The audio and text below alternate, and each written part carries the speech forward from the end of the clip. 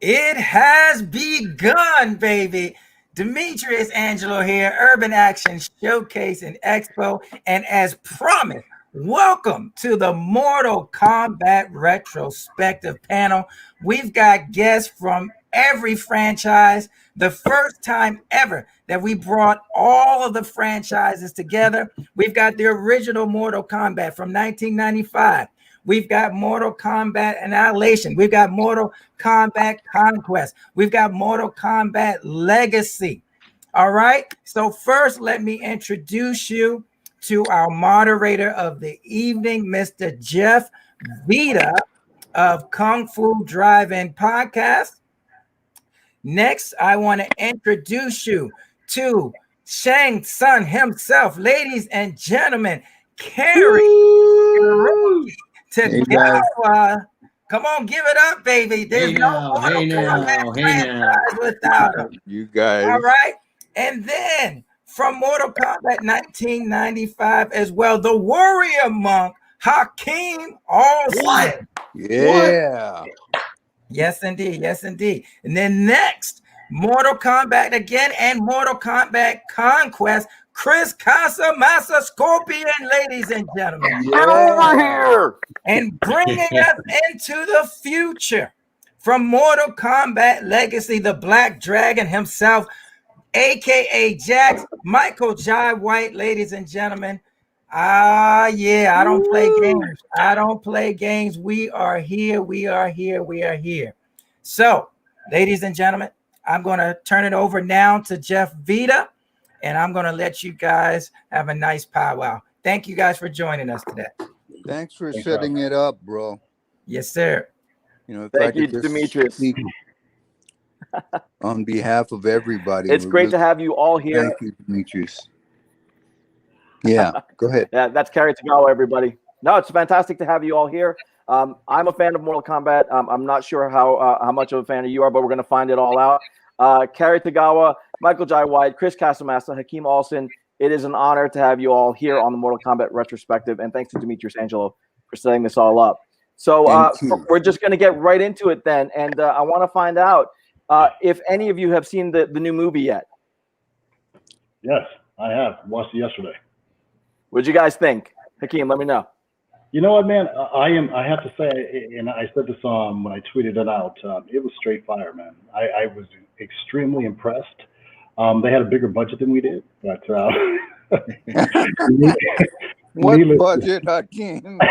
Did you get paid too? No, you didn't get paid. But yeah, it was fire. It was smoke, man. I mean, the fact that they could actually get to the blood and the gore of some of the essence of MK, it was money. I was impressed. Chris, what about you? Yeah, man, I thought it was great. They did the whole thing justice. My favorite parts were the first 10 minutes and the last 10 minutes, though.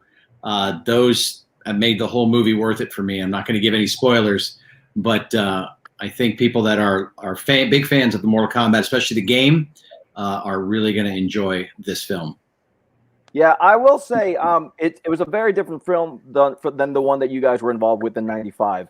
The one in '95 to me had a little lighter touch, had a little bit more of an element of fun and humor in it. But the new movie was really kind of in your face, visceral in some points. Different movie, but still really entertaining and still really fun. I remember being younger and coming out of the original Mortal Kombat movie, just wanting to fight somebody because it was that exciting.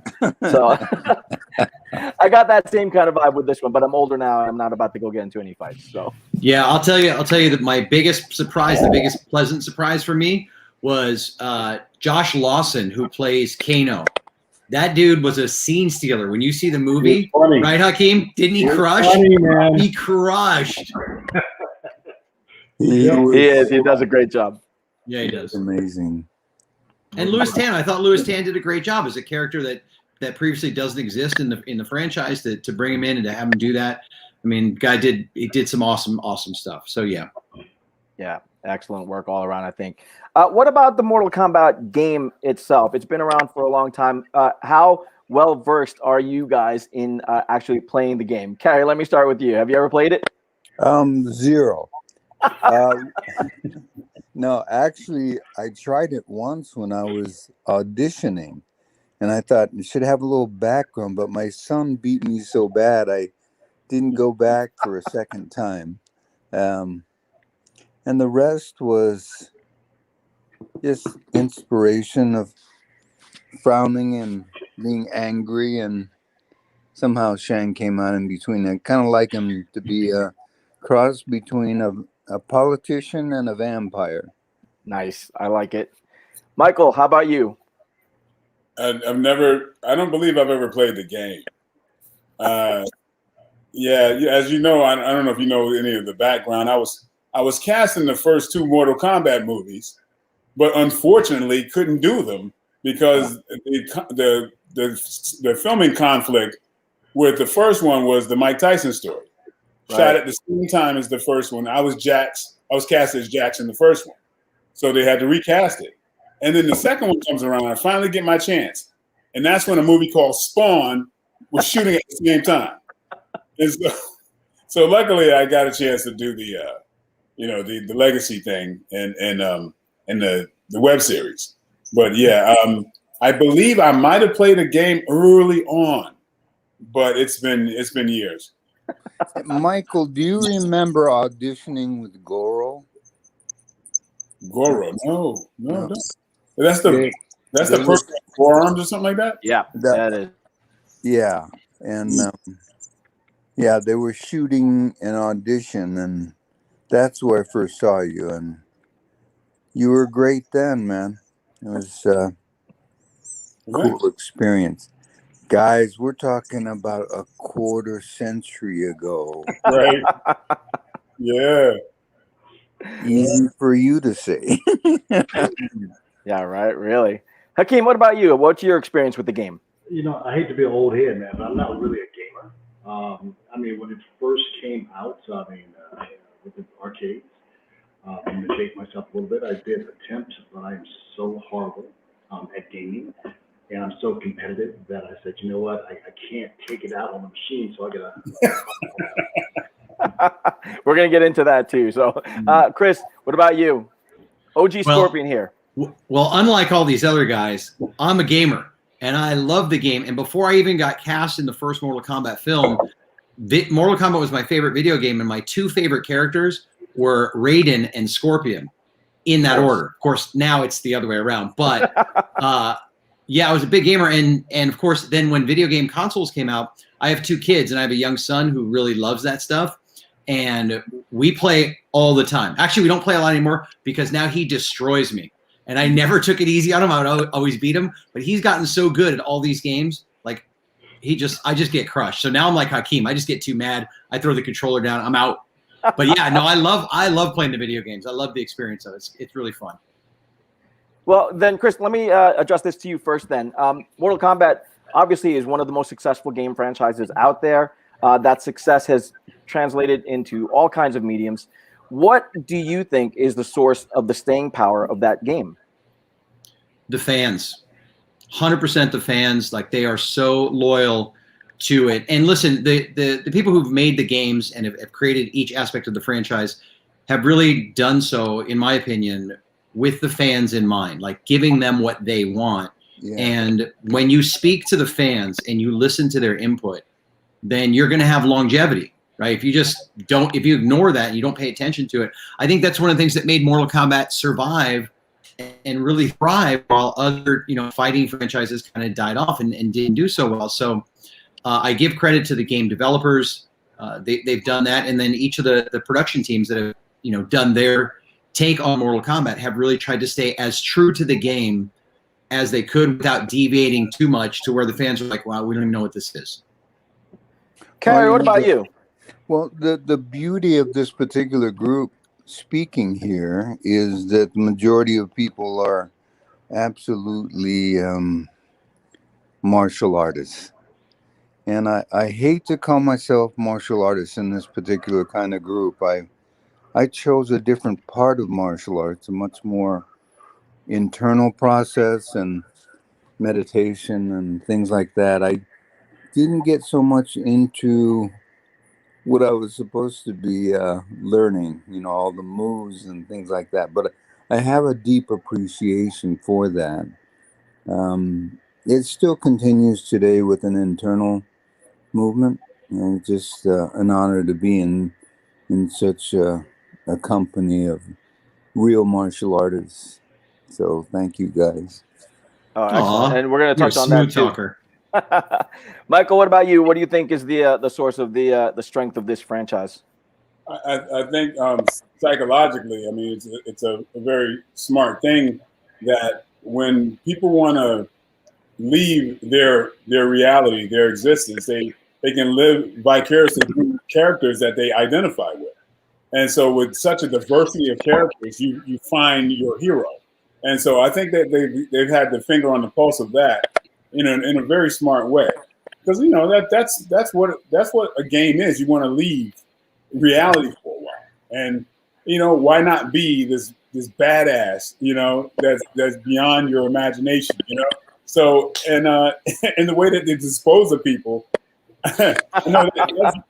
that's provided therapy for a lot of people, And so yeah, that's what I think the steering power is that psychosocial connection. Absolutely. What about you, Hakeem? Yeah, I was going to piggyback on what Michael just said. I'm going to get down to some of the just core essence. I mean, we are creatures of very simple needs and wants and desires. Violence is one of them. And it does, the violence and the story and being able to kind of overtake your enemy in such a profound way that gives you that sense of victory and flawless victory.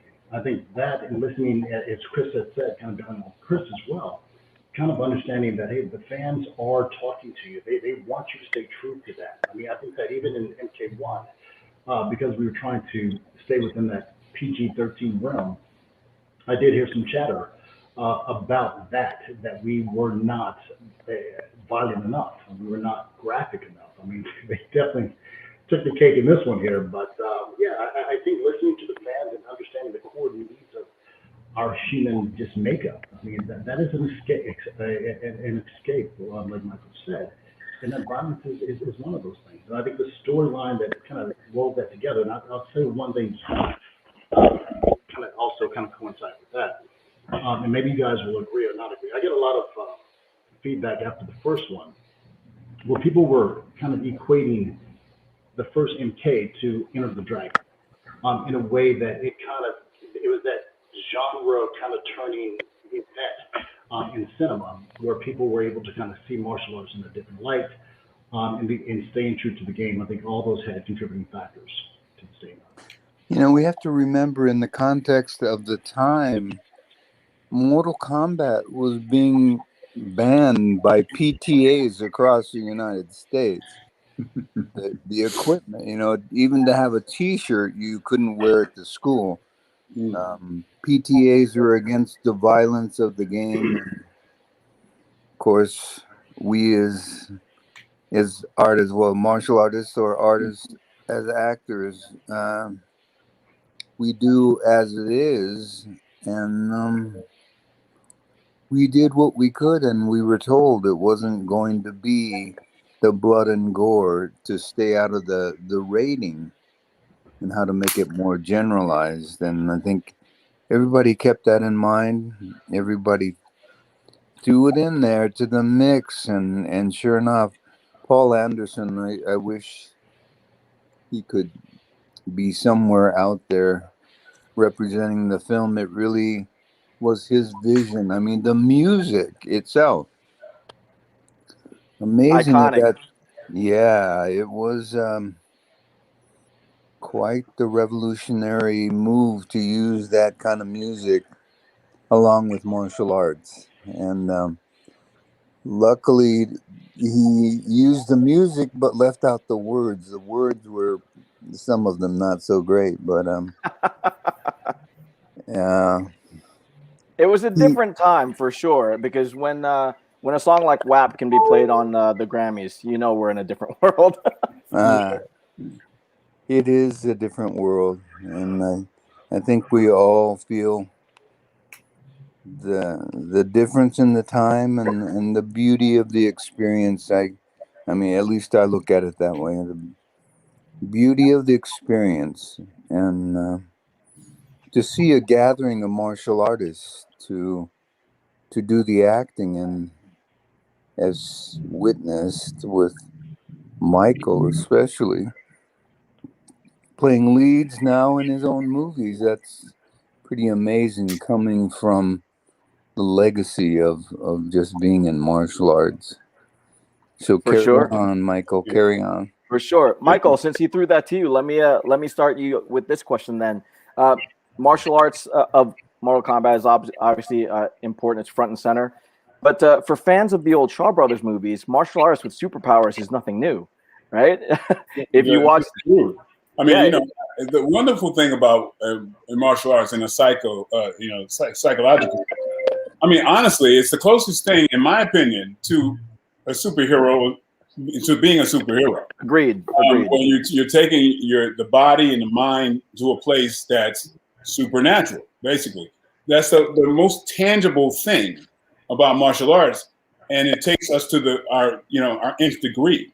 So yeah, that superheroism is just interwoven in the martial arts itself. I think that's what attracted us. And I think to be honest, be completely honest with us, a lot of I think the majority of martial artists started out just like in superhero movies as insecure beings, and we strive to kind of create that armor, and along the way we become kind of we have a capability of achieving something that we didn't even think possible, and arriving at a certain place where you're arriving at a place of peace, and then you get the whole journey thing. But I mean, so it's really, I think, very connected with the lore of superhero movies. So the fact that something like Mortal Kombat kind of fuses that together, I think it's very symbiotic. Yeah. Agreed. Chris, what do you think about that? What's the balance, do you think, of the appeal of martial arts versus the appeal of being a superhero, or do they meld? They meld 100%. I mean, just look at the Marvel franchise. Every superhero happens to be an awesome martial artist. Absolutely. So, but listen, for me, especially on the business side of it, it's great. I mean, the more power to it, because every time a superhero movie comes out and they're kicking and punching and flipping, like it's a win for the business. It's a win for the studio. So, I mean, keep doing it. Listen, it's cinematic. You can't deny the power of martial arts on screen. It is just awesome cinema.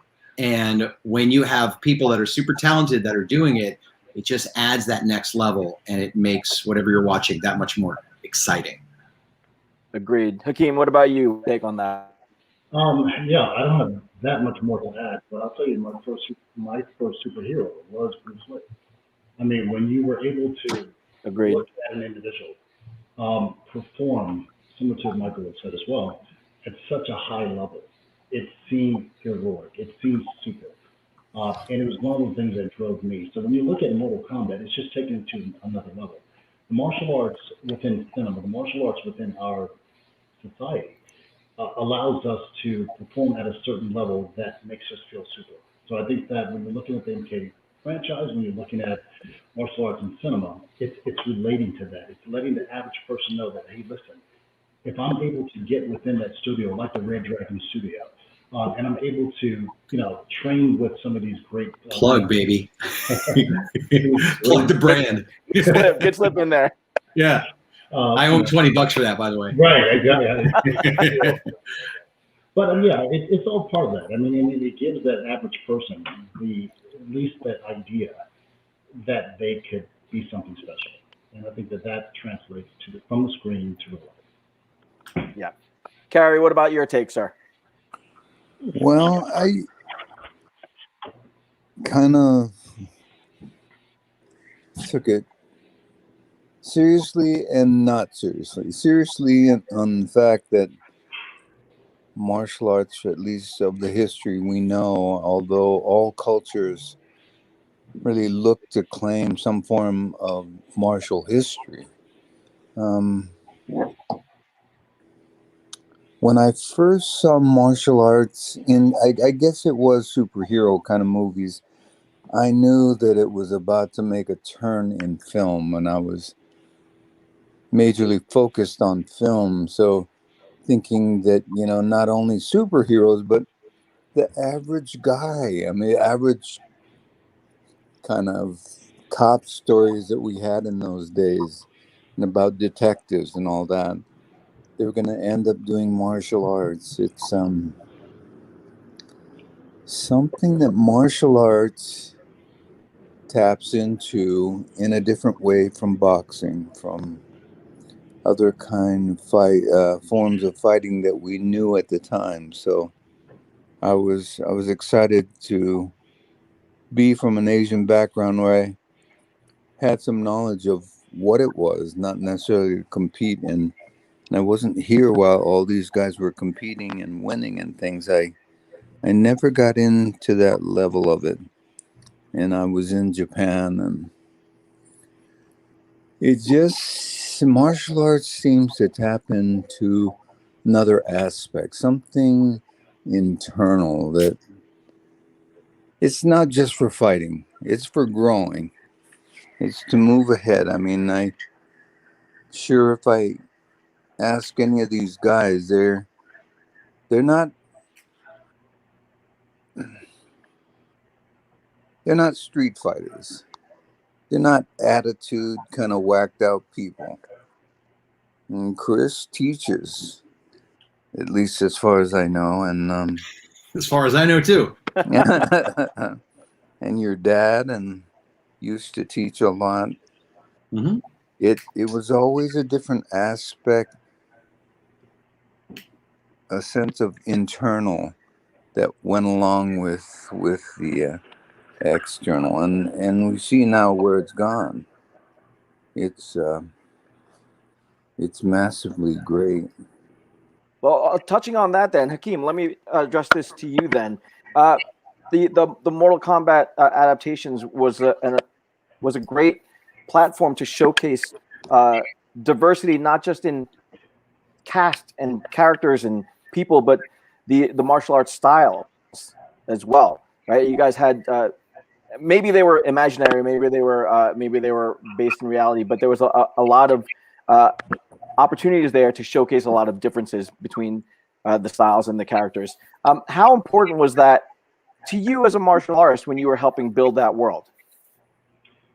That's an interesting question, and the reason why I say that, because I think my evolution within the arts came from a very narrow scope in the beginning, to where I think a lot of martial artists in the beginning believe that their style is the epitome of what martial arts is. And they think that they are superior to other styles. And I think that kind of even goes back to, even the old kung fu movies. But you start to realize as you evolve, and I'll touch on something that Kerry said, that you start to evolve and grow on a much more spiritual level, and you start to understand that diversity is what strength is. And you start to understand, even when you're experiencing the different styles, not just in the films that I've done, but in the competitions that I've exposed myself to, in different instructors and masters. So if I can maybe answer the question in this light, I mean, what does diversity really bring? It really interweaves the strength of what martial arts really, really epitomizes. I mean, you look at where MMA is today. It's not just about one style. It's not just about, can I stand up and can I strike? Can I kick from a Taekwondo style? Can I grapple from a Jiu-Jitsu style? It is more or less saying, hey, listen, can you be complete? So we understand, I think the world is starting to understand, at least the martial arts community is starting to understand, that the diversity of the different styles is where the strength is. And if you're looking at the cinema right now, and you're looking at even the way it's choreographed, you're looking at that diversity play itself out. It's no longer just, what we saw back in Enter the Dragon in those days. It's much more diverse. And I think that is also, in many cases, screen friendly, I won't say visually friendly, but at the same time is more true to the arts itself. Yeah, Chris, as an instructor as well, what's your take on that? I don't know, man. I'm so lost. Kerry and Hakeem got so deep on their answers that, I'm like, what in the hell are we talking about right now? No, so somewhere in there was Mortal Kombat. Me and Michael are like, we don't even know where we are. Like, we're in the wrong fucking podcast. You're accusing the two of us, Hakeem and I, of something. You guys are deep. You guys are deep, man. Come on, man. Yeah, man. So let me reset it for you, Chris. How important was? See, Michael, I knew you were thinking. I was like, what happened? I can't hide on my face. I started. Okay, I'm gonna bring it back down. No. Hakeem, dude, it's an awesome answer. Yeah. Yeah, that was beautiful, Hakeem. Thanks for Aloha, man. But I did miss what it was, what the question was. I was hoping he wasn't going to come to me and go, so what do you think I'm coming on? You and me both. I was like, I don't know what the question was. You know the truth is, I forgot what the question was. Yeah, Well, you sure did. You turned left, and you just kept going left, man. We have a group that is not all unified on the way that we're experiencing things, but the basis of it between deep and not so deep just explains, how personal and deep the place is within us all for our experience of martial arts. It's amazing thing that it's grown to the level it is today and continues to grow. I mean, mind-boggling to me. Yeah, and so Chris, that's the gist of the question was the Mortal Kombat franchise has been able to showcase such a diversity of characters and of styles of martial arts. So how important was that to you as a martial artist and you as an instructor to be able to showcase that in the project that you did? Well, really, it was a blessing. And, especially in the original film, I give Larry Kazanoff, who was the producer that put all the talent together, a lot of the credit because he really wanted guys and girls that could do the action. He didn't want to have a double for this person, double for that. He wanted to bring in the best martial artists that he could because he wanted to stay true to the video game, which at the heart of it's a martial arts video game. It's a fighting game. So he wanted to bring the best people in. So to me, it was a win, to get to work with guys like this that are on the screen with me. It's so easy. I got to do Blade with Wesley Snipes, who's a real black belt, and like putting the fight scene together when you're working with another martial artist, like it goes, it's fast and you can do some great stuff. So it was really a blessing for me to be able to be on a set like that. And Michael, what about you? Well, I mean, the diversity of different styles is just smart. It's just smart in any way. Enter the Dragon laid down the groundwork. There's been a lot of movies that have been like Enter the Dragon, like 8.9. You know what I mean? But of course, that tournament thing or whatever, it works so well because it's got the diversity in it. So that's it. You it's inclusive. It's inclusive of it's just a smart thing to do. So yeah, I'm a proponent of it. Yeah. All right. I have a question for Hakeem. Hakeem, where are you at the moment? Where are you from? I'm actually on the East Coast in Washington, D.C., right outside of Washington, D.C. Okay.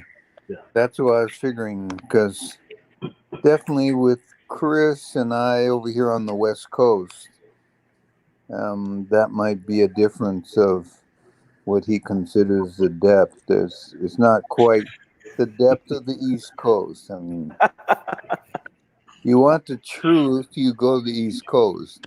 Amen. You want Disneyland and Hollywood, come and see us over here. But Chris, that's not a slight. That's not a slight. No, I get it. I'm still trying to figure out Michael's superherosis word. Like, is anybody is someone Googling that at the moment? He created a new word here that's going to end up in the lexicon. Yeah, super heroicism. Yeah, if you can spell that, you win. Heroicism. Yeah. Superherosis. I was like, what? Is that like? I started itching. I think I have it. Oh my God. We got a question here from the audience. Does Michael Jai White and Hakeem Alston do they see more diversity with legitimate black belts of diaspora in the future being the lead on a big budget? See that's because of you. You are deep, Hakeem. Here we go. What is Mike, you go over that. Yeah, do they put diaspora? You talking about in Africa?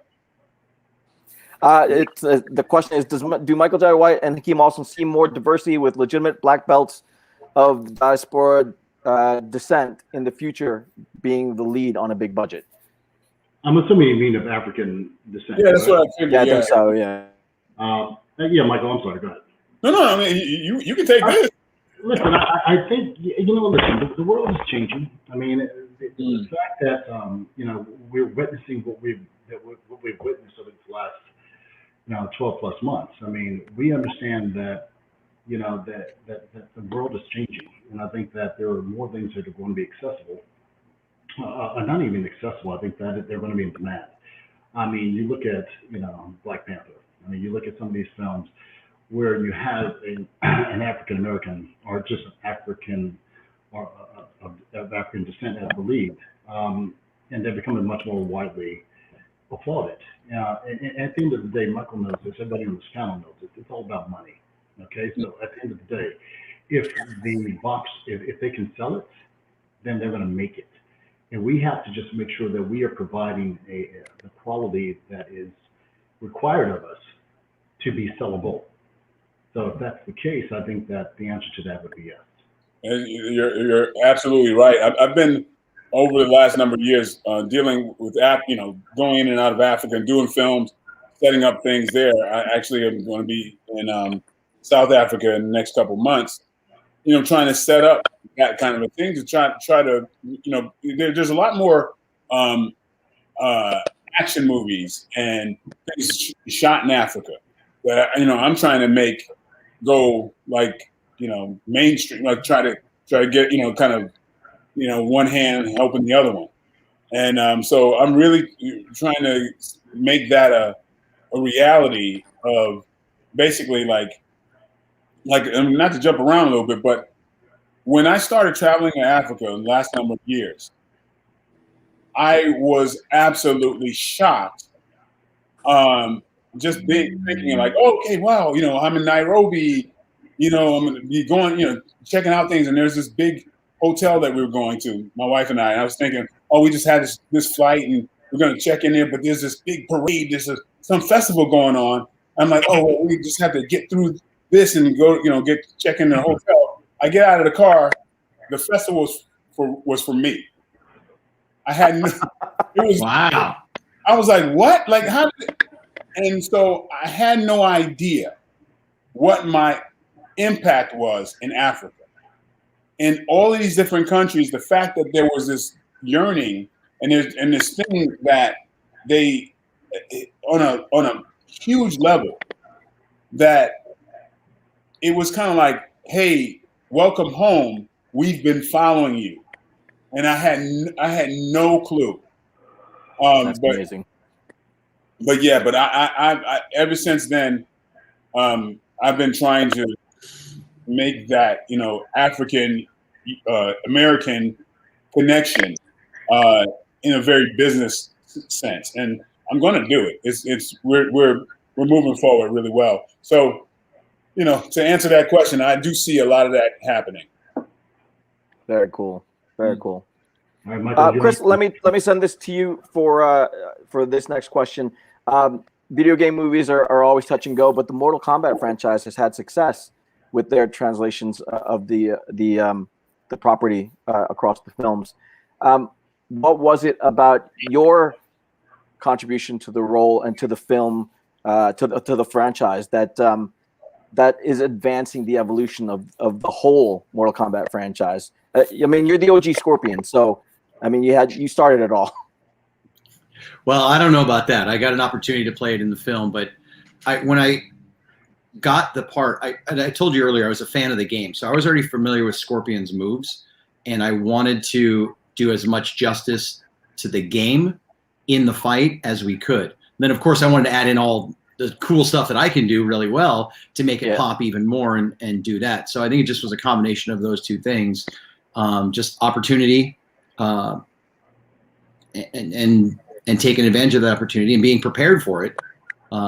You know, I've been doing martial arts my whole life. I started when I was 4 years old. So I've been doing it for 117 years now. So excellent. those are dog years, I think, but I'm not sure.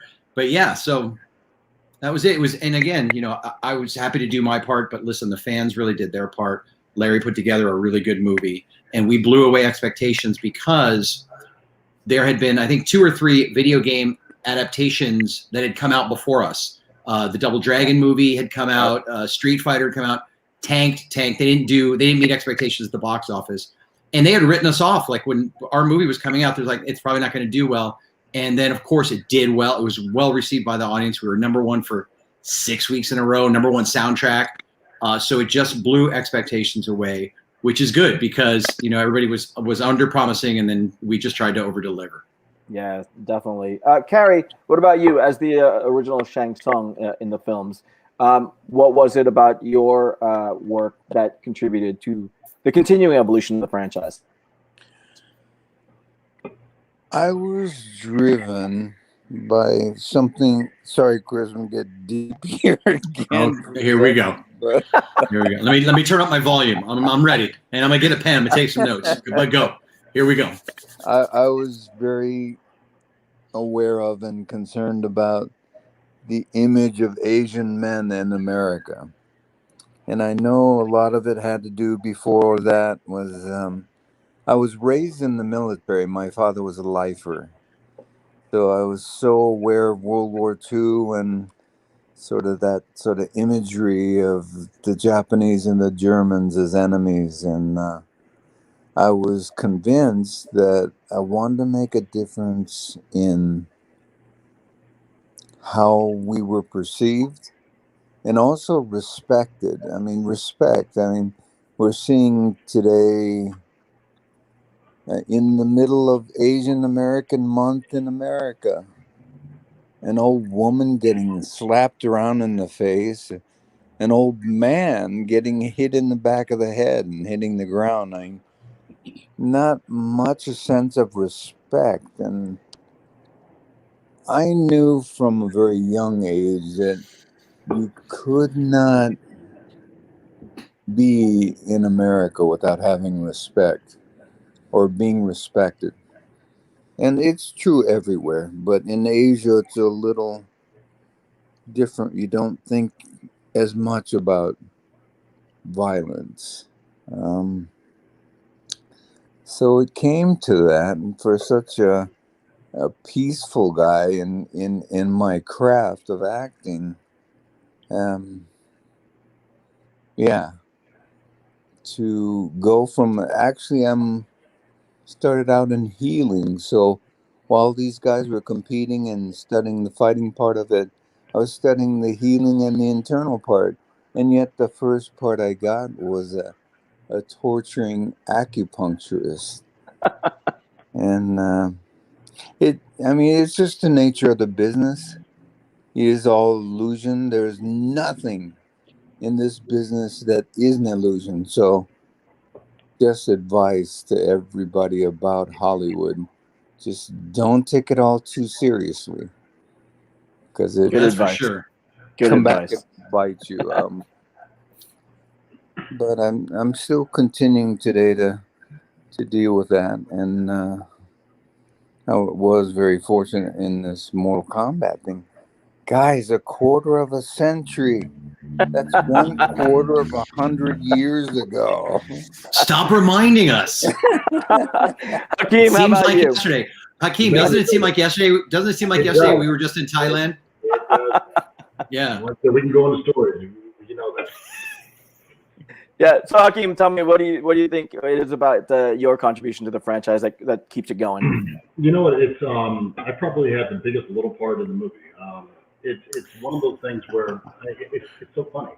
I could be in Bulgaria. I could be, in Switzerland, Thailand, whatever. And these are actual cases where I've been in certain countries, and I've had people come up to me talking about the Mortal Kombat film.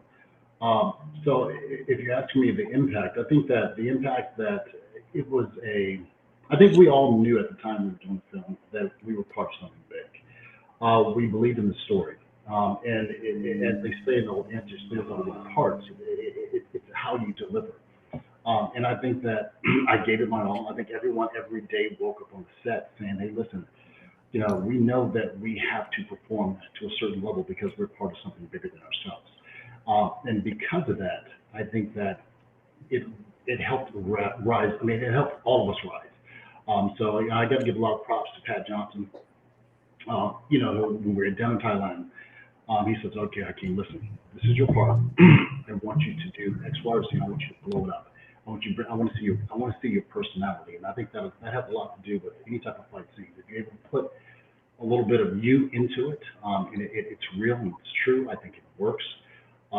So with that big little parts, hopefully it worked. And I think it contributed to a good story that continues today.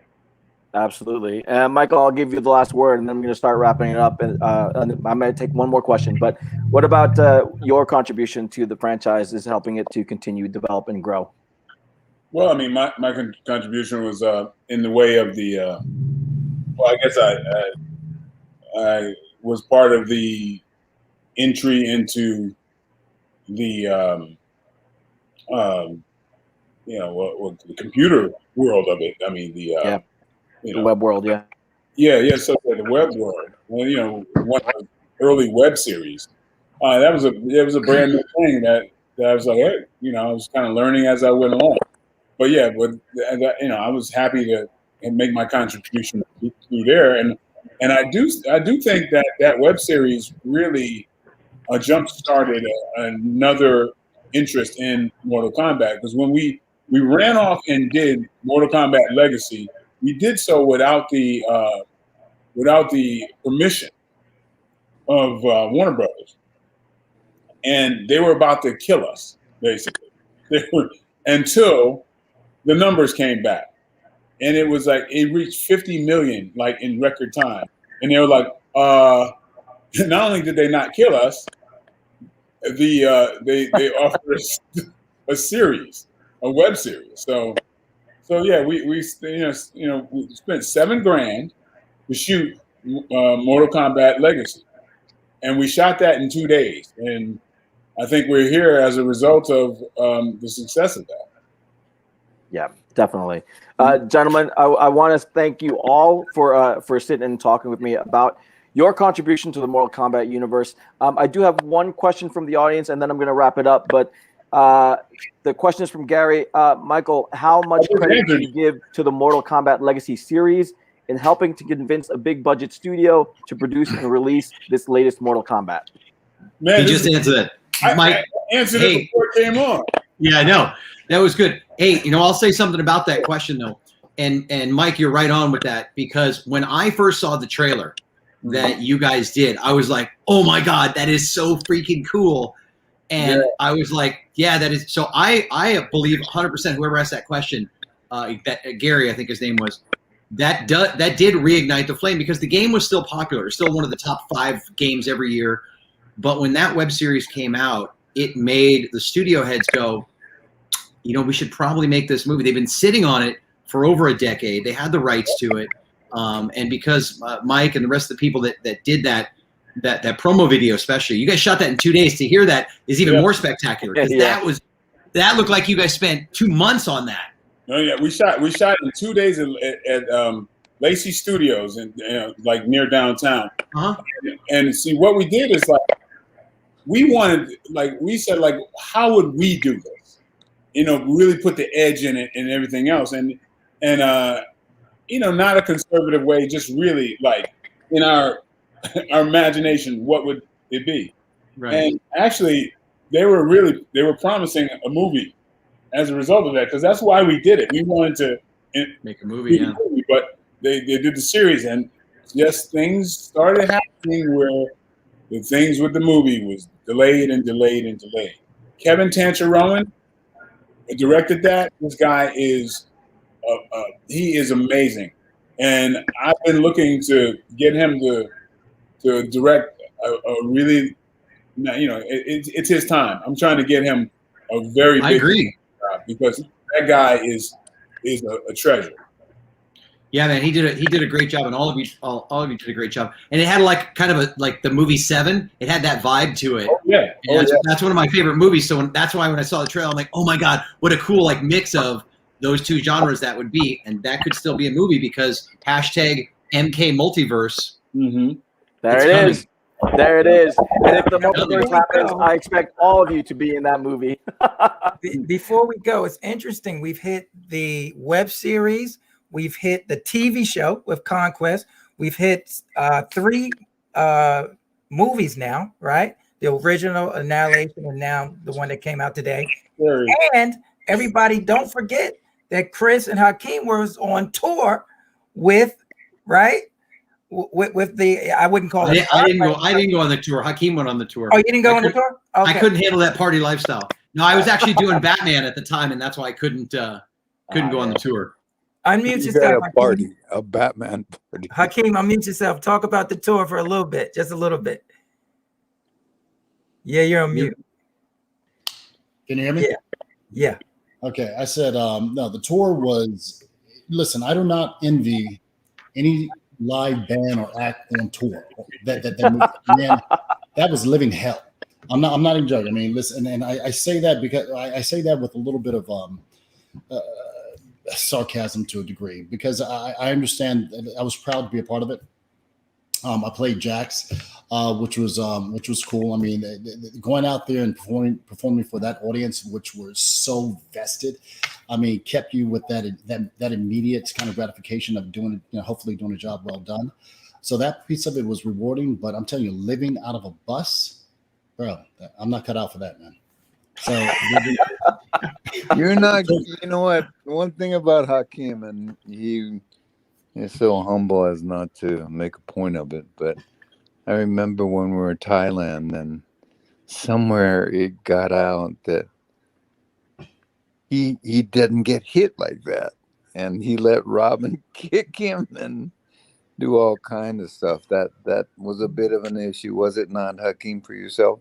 Yeah, I mean, I don't want. I know we're out of time, but I could tell you some stories about the back and forth between Robin Shue and myself and Pat Johnson at the time. We kind of had some battles. We worked it out. It all worked out in the end, and hopefully it paid itself forward in the screen. But I was not signing up to get hit in the face like I did. Yeah, and Robin was extremely adamant about doing it his way. So yeah, you're too pretty, Hakeem. You're too pretty. You did a great job, Hakeem. Thank you. Really a great job.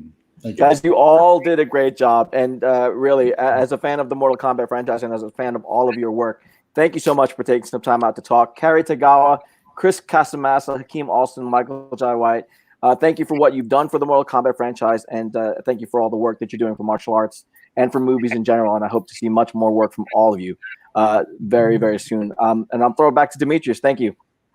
Absolutely. Each one, let's give everybody a round of applause.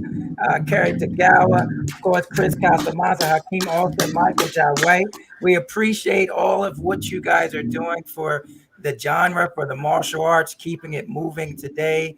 And hopefully, we'll get back to those old foundations of discipline and respect and honor, all those things that made us the individuals that we are today.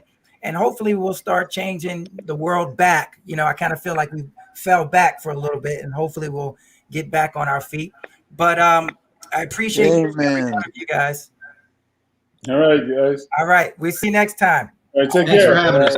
Thank you so much, gentlemen. Thank you. Thank you.